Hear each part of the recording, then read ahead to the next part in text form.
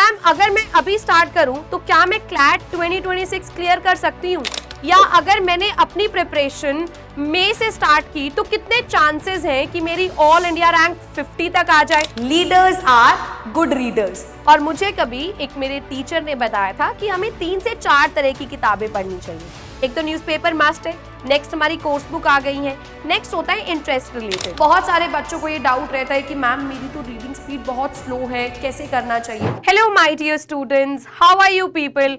I hope you people are doing fine and preparing for your upcoming exams with full vigor and vitality. A lot of students have been asking me about the ins and outs of your strategy for English section, right?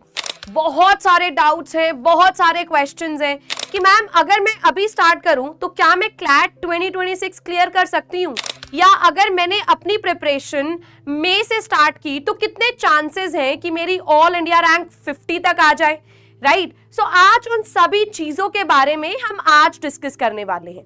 Today we are going to discuss how should you proceed in the first week of your preparation. अगर हम English section के बारे में बात करें तो 2 साल पहले पैटर्न चेंज हुआ है। अभी आपके पास 4 पैसेजेस आते हैं और 24 क्वेश्चंस हैं। अब वो 4 पैसेजेस फिक्शन भी हैं, नॉन फिक्शन से भी हैं, राइट? आपके पास कुछ इंपॉर्टेंट एसेज हैं, इन्फ्लुएंशियल एसेज, वहां से भी क्वेश्चंस आ रहे हैं। अगर मैं क्वेश्चंस की बात करूं तो retrieval based questions, inference based questions, conclusion based questions, vocabulary in context questions, strengthening, weakening, likely to agree, disagree with, ये सभी questions आपको देखने को मिल रही हैं। और अगर मैं 2023 या 22 के पेपर की बात करूं तो वहां पर आपके पास 6 पैसेजेस थे, 30 क्वेश्चंस थे।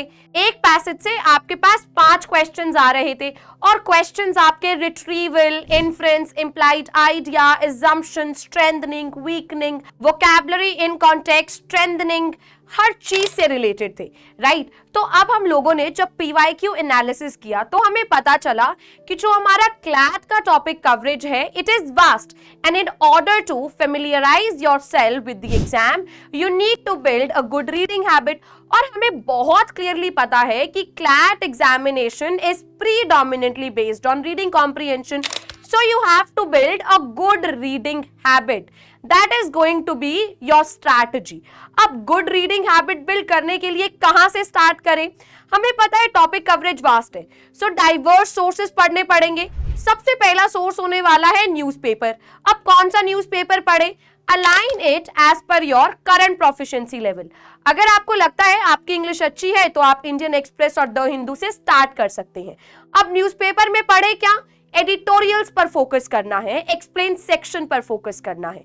अब बहुत सारे बच्चों का ये जेन्युइन डाउट है कि मैम न्यूज़पेपर पढ़ते पढ़ते 3 घंटे लग जाते हैं, 4 घंटे लग जाते हैं, न्यूज़पेपर ही पूरा नहीं होता है, क्या क्या कवर करें, दिमाग घूमने लग जाता है।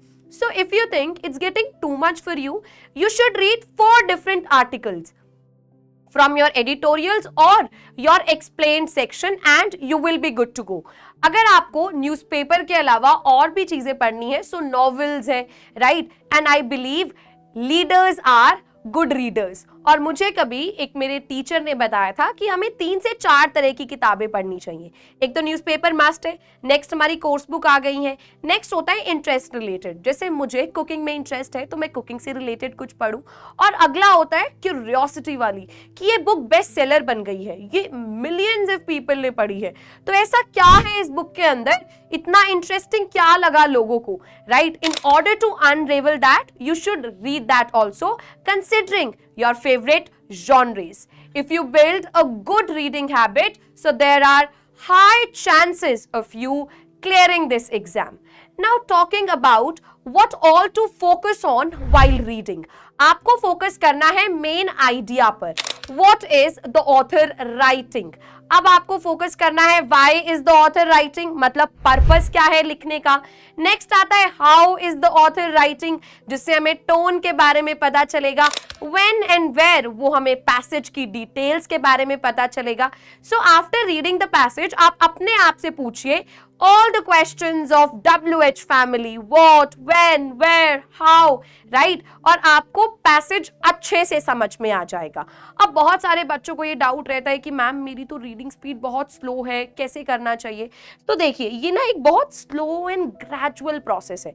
अगर आपको लगता है आपने आज प्रैक्टिस किया और कल रिजल्ट मिल जाए, नॉट पॉसिबल, राइट। आपके पेपर में 400 से 650 वर्ड्स का पैसेज आता है और 6 क्वेश्चंस आते हैं, जिसमें आपको 5 से 6 मिनट लगने चाहिए। अगर आपको ज्यादा टाइम लग रहा है 8 से 9 मिनट, तो बेटा आप कोशिश करो कि इसको आप कम करो, ठीक है। आप डेली बेसिस पर 2 कॉम्प्रिहेंशन सॉल्व करो and then after 2 weeks you will see कि आपका टाइम एक्चुअली कम हो गया है, राइट। बट उसके लिए आपको मेहनत खुद से करनी पड़ेगी।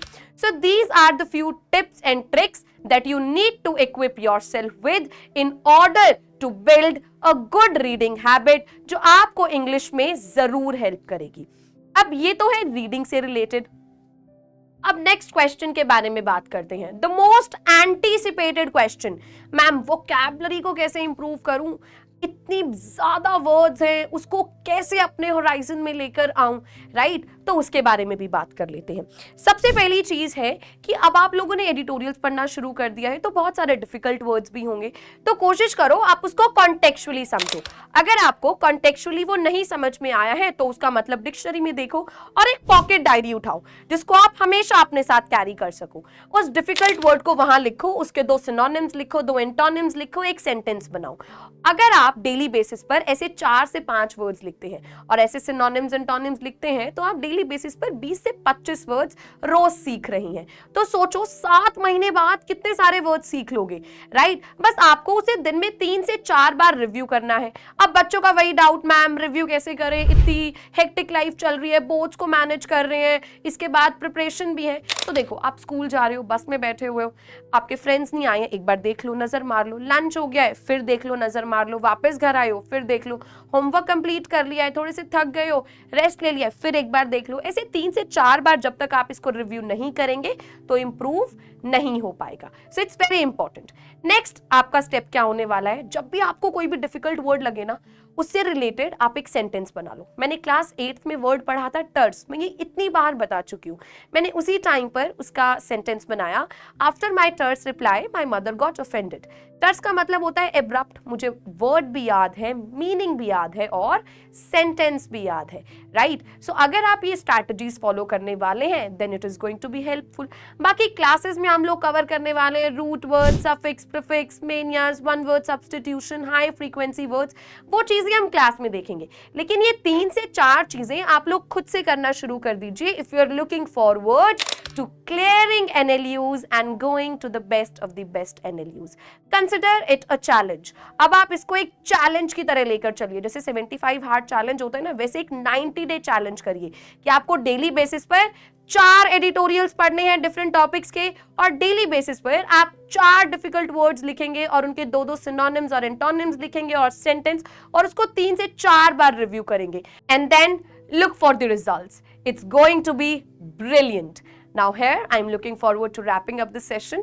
अगर आपको कोई भी doubts हैं, कोई भी queries हैं, तो you can put it in the comment section. We will for sure get back to you. Thank you very much.